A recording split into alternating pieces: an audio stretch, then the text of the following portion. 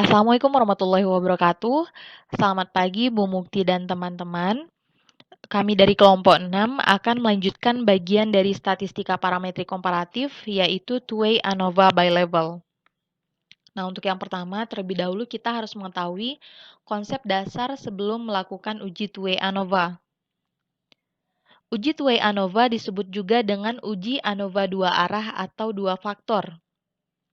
Adapun tujuan dilakukan uji ANOVA dua arah ataupun two-way ANOVA, yaitu untuk membandingkan perbedaan rata-rata antara kelompok yang telah dibagi pada dua variabel faktor.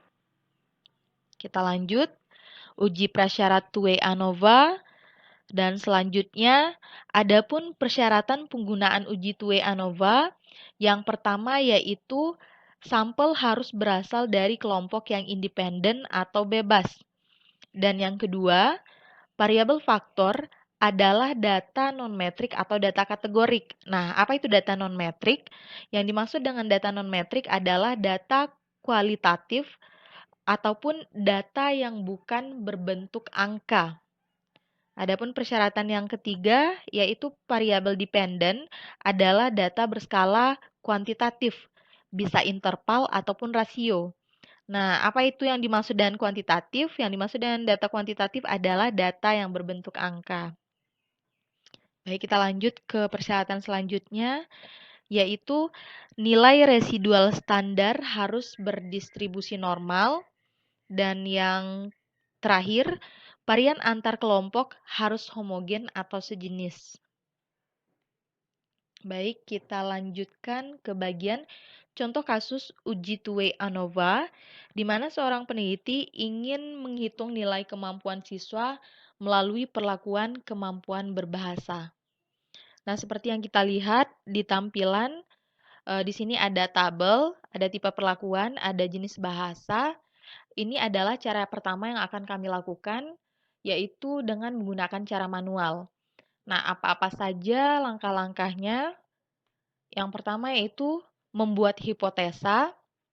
Yang kedua, menghitung jumlah kuadrat total, jumlah kuadrat bars, jumlah kuadrat kolom, jumlah kuadrat interaksi, dan yang terakhir jumlah kuadrat galat.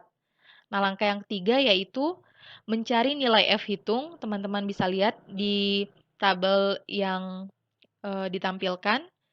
Dan yang selanjutnya yaitu mencari nilai F tabel. Dan yang kelima menarik kesimpulan.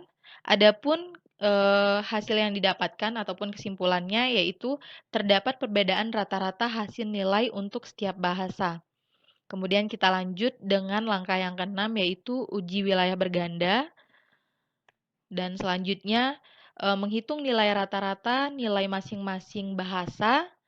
Di sini kita harus mengurutkan nilai rata-rata dari yang terkecil sampai yang terbesar. Kita bisa lihat tabelnya yang ditampilkan seperti yang di PowerPoint. Dan yang kedelapan, langkah terakhir, adapun kesimpulan yang didapatkan dari hasil analisis data di atas, yaitu terdapat dua perbedaan rata-rata nilai dalam penerapan pada perlakuan bahasa. Nah, jadi 1-8 itu adalah tadi merupakan langkah-langkah yang kita lakukan dengan cara manual. Untuk selanjutnya kita akan menggunakan SPSS dalam melakukan uji two-way ANOVA. Nah, di sini yang pertama yaitu deklarasi variabel. Kita bisa lihat kita harus menginput beberapa nilai, kemudian bahasa dan perlakuan. Nah, di sini terdapat 36 data.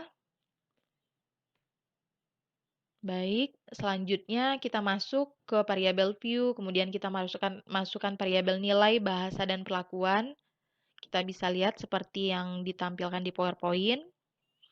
Nah, selanjutnya kita mencari nilai residual dengan cara kita pilih menu Analyze, kemudian General Linear Model, kemudian Univariate, dan kemudian kita masukkan nilai kemampuan pada kolom dependent variable, dan untuk jenis bahasa dan jenis perlakuan kita masukkan di kolom fixed factors. Nah, setelah kita lakukan tahap yang tadi, maka akan muncul variabel baru atau yang kita sebut dengan nilai residual. Nah, baik. Nah, di sini dapatkan nilai signifikan sebesar 0,823, di mana nilai signifikan lebih besar daripada 0,05 yang berarti nilai residual berstandar normal. Kita lanjut ke langkah selanjutnya, bisa dilihat di PowerPoint yang ditampilkan. Baik. Nah, di sini kita bisa melihat nilai rata-rata siswa pada setiap perlakuan dan bahasa. Ini adalah bentuk outputnya. Nah, kemudian yang terakhir, karena nilai signifikansi 0,338 lebih besar daripada 0,05, maka dapat kita simpulkan bahwa varian variabel hasil nilai siswa adalah homogen, sehingga uji prasyarat untuk uji two-way ANOVA yaitu uji normalitas dan uji homogenitas terpenuhi. Baik, mungkin itu penjelasan dari kelompok kami. Terima kasih atas waktunya. Assalamualaikum warahmatullahi wabarakatuh.